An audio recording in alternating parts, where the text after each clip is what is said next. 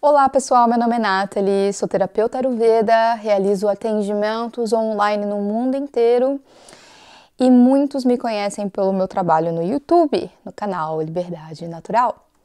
E essa é a terceira vez que eu participo do Congresso de Alimentação Natural e eu gostaria de parabenizar os idealizadores, pela essa incrível ideia de ajudar as pessoas a expandir suas consciências, porque esse é um tipo de evento que acompanha esse fluxo da esperada transformação que vem acontecendo em todo lugar com relação à alimentação, à saúde e o modo de viver e ver a vida. E como o ano está começando, pelo menos no Brasil, essa é uma ótima oportunidade de falar novamente sobre o jejum. O jejum é uma prática milenar e utilizada para desintoxicação e limpeza do organismo. E é definido como uma abstenção parcial ou total de todos os alimentos, ou uma abstenção seletiva de certos alimentos.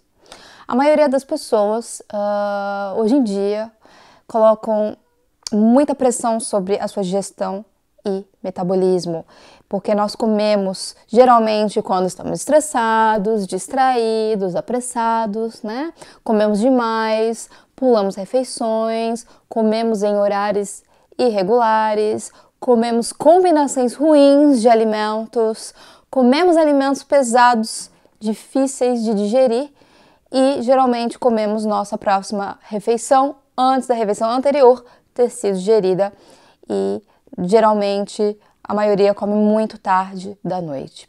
E se você não vive uma vida tranquila e fisicamente ativa, cuidar da digestão todos os dias é um desafio.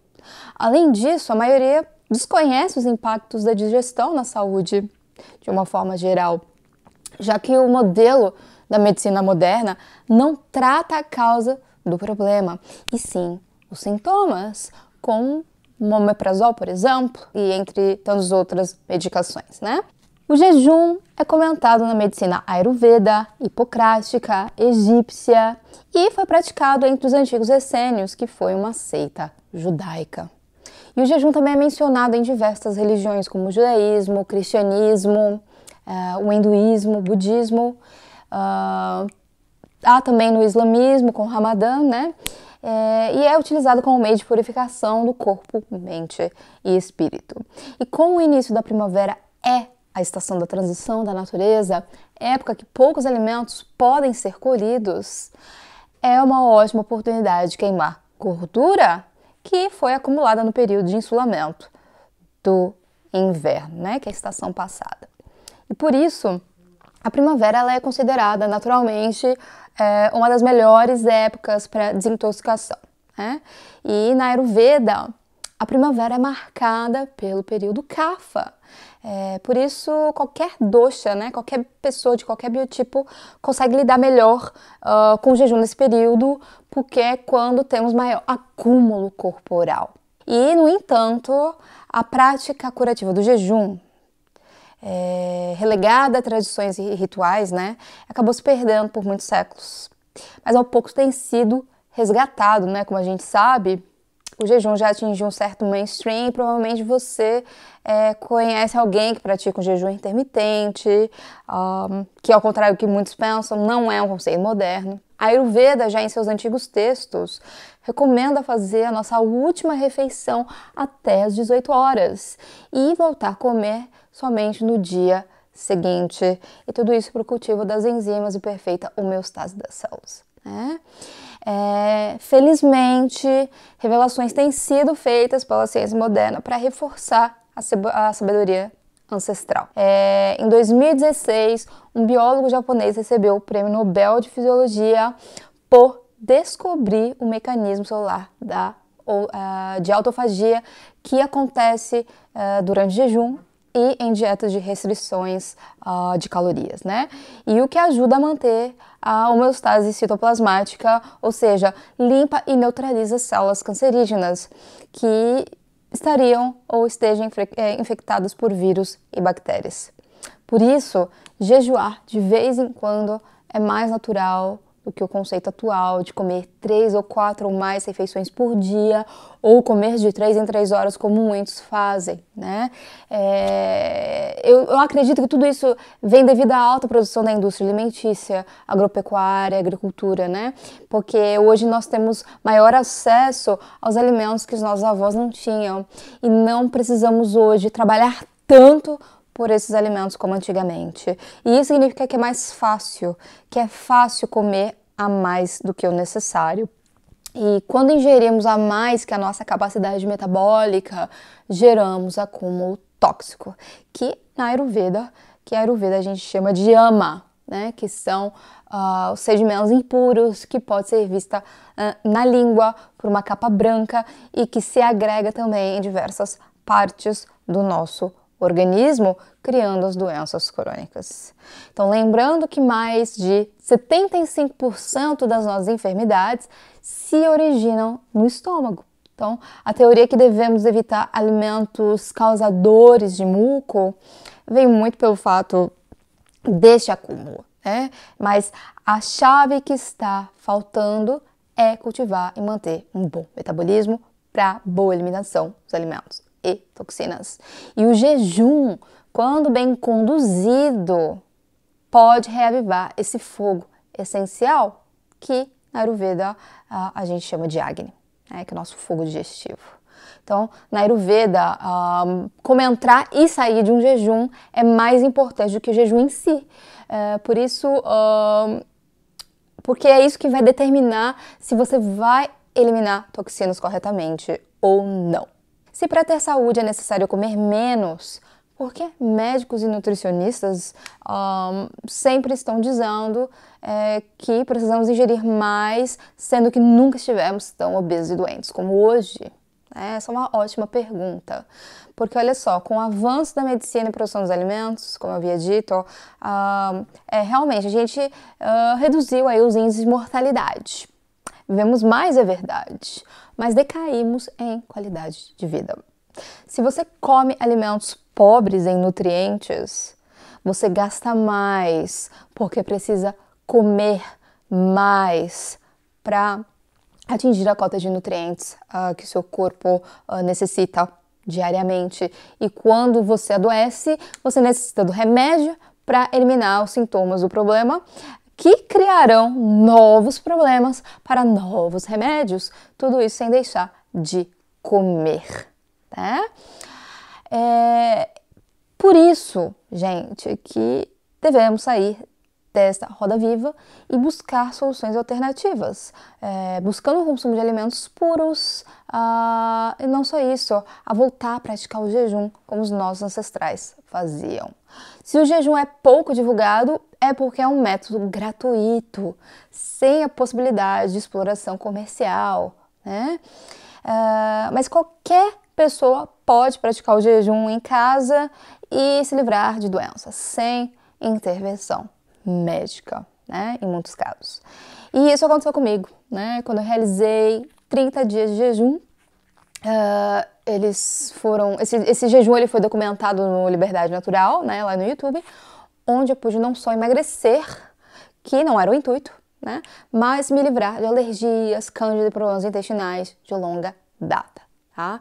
E você pode curar diabetes, inflamações, eliminar tumores e emagrecer realmente com o auxílio dessa ferramenta universal. Porque o seu corpo ele começa a trabalhar de forma mais eficiente. Porque ao invés de gastar energia no trabalho digestivo, né, quando você come, você pode finalmente focar na eliminação dos excessos que causaram a doença. Então, a energia ela é desviada para isso. E isso inclui a autofagia, como eu havia dito, né? Onde as células digerem e removem proteínas antigas e disfuncionais que se acumulam dentro das células e que inibe o desenvolvimento de tumores e doenças crônicas. Tá? Então, o jejum ele normaliza a sensibilidade à insulina, à leptina. Então, isso realmente pode curar diabetes, porque altera a dependência do seu corpo com relação à glicose, que então interrompe o desejo constante por açúcar, tá? Então, com o jejum, você acaba obrigando o seu corpo a queimar gordura como fonte de energia, ao invés de depender do fluxo constante de glicose, tá? Então, dessa forma, você perde peso, efetivamente, tornando seu organismo mais eficiente, porque a gordura é um combustível muito, muito mais eficiente do que a glicose. E isso significa que você vai eliminar cravings por açúcar, porque a sua corrente sanguínea estará mais limpa, tá? E além disso, você acaba melhorando suas funções cognitivas ao fornecer ao cérebro gordura em vez de glicose. Olha que coisa boa. Então, estudos têm demonstrado que o jejum intermitente ajuda na prevenção e cura de doenças como Alzheimer e Parkinson. Então, não basta apenas cortar alimentos ofensivos, alimentos cozidos, alimentos produtores de muco, como eu mesma havia sugerido no passado, né? Vocês sabem muito bem nas minhas pesquisas, mas é preciso, antes de tudo, dar um descanso ao seu sistema digestivo.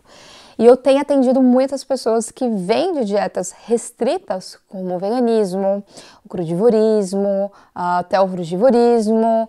E se você não tem um bom metabolismo, que de acordo com a Ayurveda é o nosso fogo digestivo, eu já tinha dito, o alimento mais correto e mais limpo que você for comer não será propriamente digesto, vai se transformar em toxinas. Então não basta cortar alimentos ofensivos, é preciso fortalecer a digestão. Afinal, uma dieta restritiva de proteínas, por exemplo, pode levar a sérios prejuízos de saúde a longo prazo, tá? Eu não vou cansar de repetir que você não é o que você come, mas é o que você é o que você digere, tá? E o que importa é a metabolização correta desses alimentos, tá? Isso explica porque algumas pessoas comem, por exemplo, comida estragada e não morrem, e outras morrem, né? Milhões de pessoas no mundo, carnívoros, veganos, carregam dentro de si quilos e quilos de fezes impactadas e alimentos que não foram propriamente digestos e estão putrefados, né? Tornando o fígado pesado e incapaz de desempenhar o seu trabalho. E não é à toa que a limpeza do fígado e vesícula, ensinado pelo Dr. Andreas Moritz, inclusive está lá no canal, é tão popular, né? Mas isso não é tudo, é preciso tornar o jejum uma prática comum na sua vida, como era alguns séculos atrás. E os animais, melhores dotados de inteligência instintiva, né? Eles jejuam quando estão doentes, e por que nós não fazemos isso? Eles simplesmente não comem e melhoram, tá? Então, nós precisamos retomar essa prática para se livrar da dependência de químicos, dietas e alimentos, né, no geral, desnecessários. Por isso, eu vou ensinar a vocês hoje alguns tipos de jejum que a Ayurveda e o Yoga também recomenda, e ela pode ser aplicada de acordo com as suas necessidades individuais, isso é, os seus doshas ou biotipos. Então, cada um tem um biotipo próprio, né? Por exemplo, uma pessoa com domínio kapha geralmente toleram muito bem o jejum, né? Porque possui um corpo mais denso, mais encorpado, né? São aquelas pessoas de ossos largos, vamos dizer assim, né? Por um outro lado, a Ayurveda, de uma forma geral, não recomenda jejum para os tipos Vata ou os tipos Vata-Pitta, né, que é a combinação desses dois doshas, a menos que eles estejam preparados de acordo com o devido protocolo. Então, quando eu realizei o meu jejum, ele foi totalmente responsável e intuitivo. E mesmo com menos conhecimentos ayurvédicos na época, eu havia me preparado há muito tempo. Então, eu recomendo buscar um terapeuta para te auxiliar, porque a sua saúde física, mental e espiritual precisa ser levada em consideração antes de entrar em um jejum longo, tá? Isso é muito sério mesmo.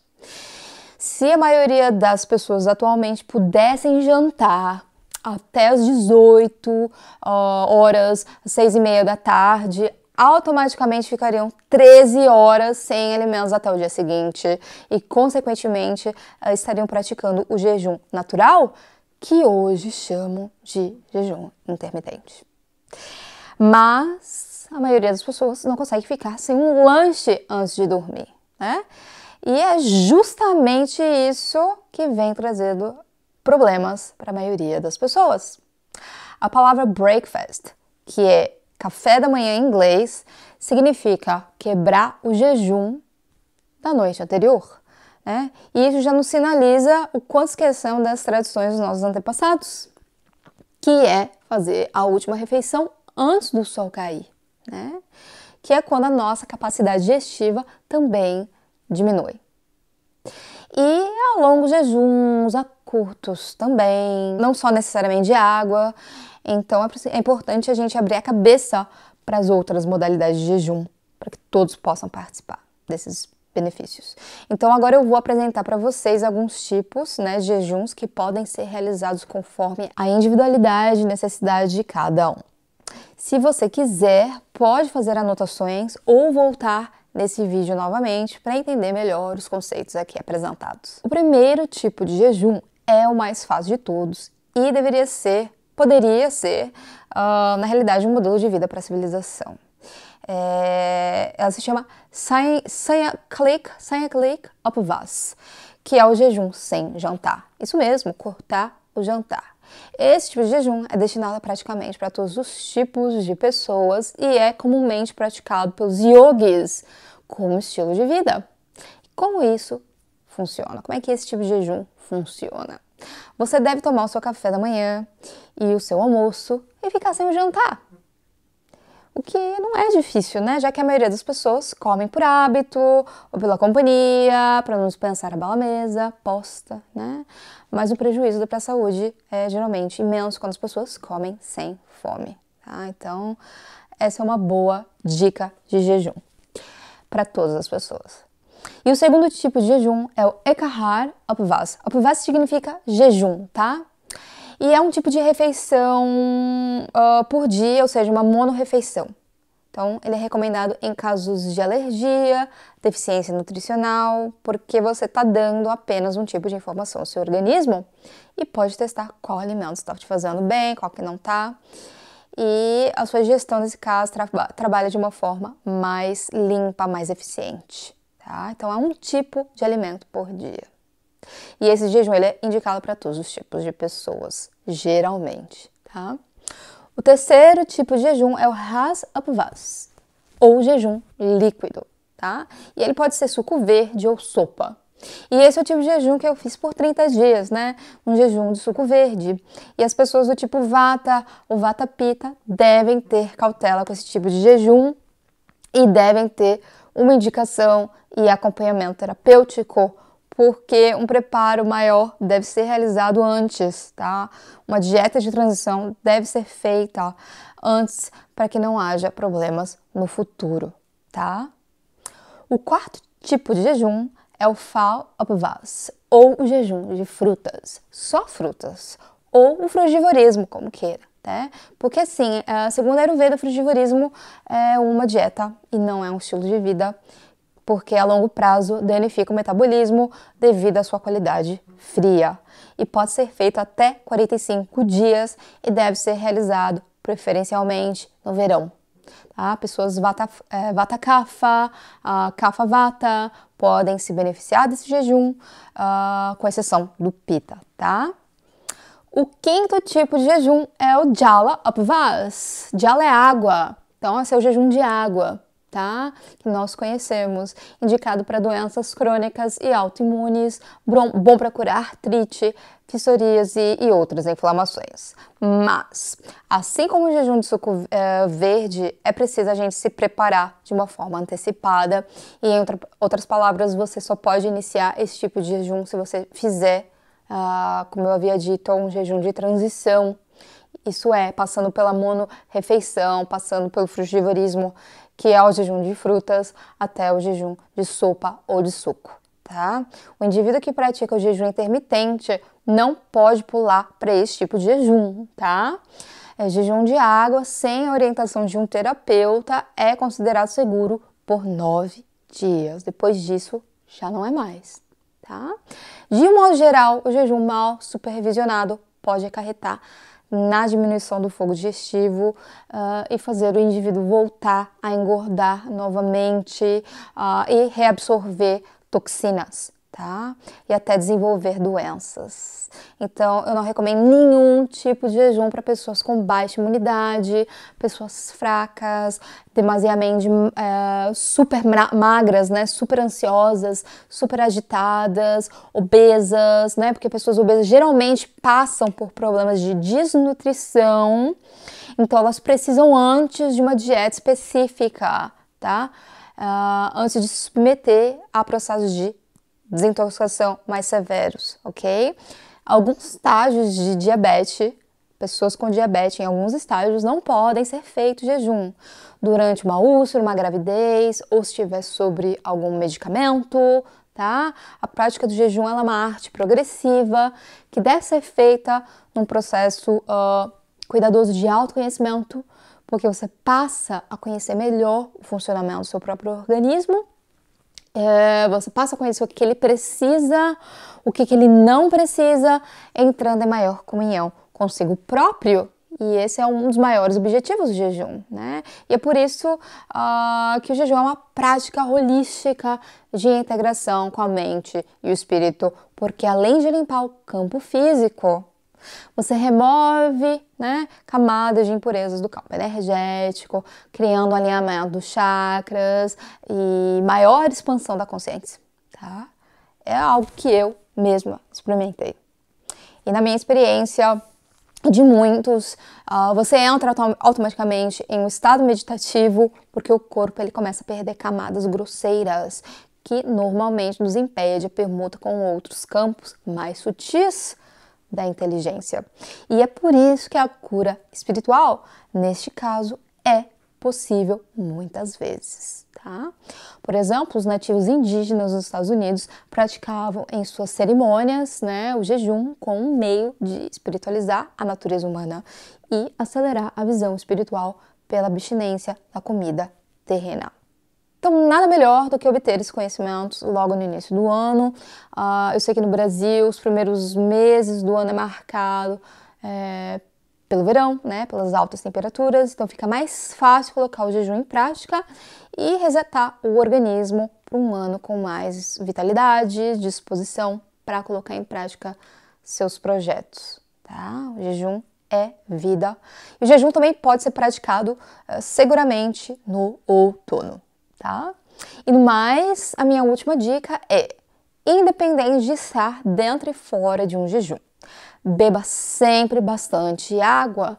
Dentro do jejum, fora do jejum, é muito importante beber água, tá?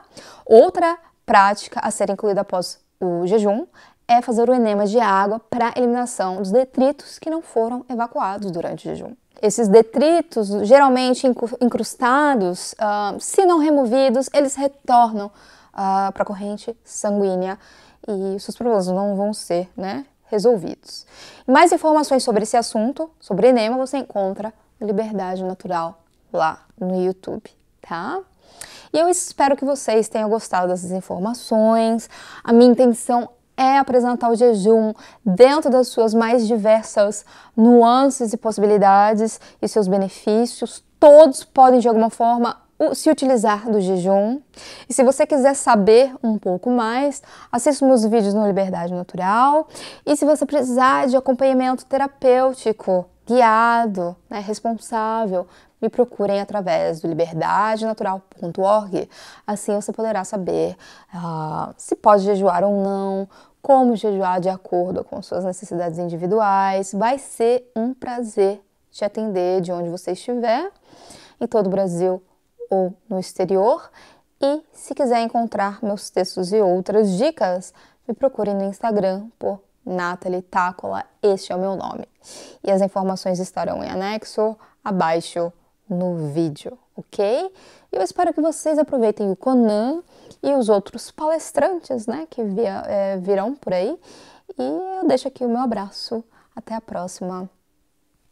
Namastê.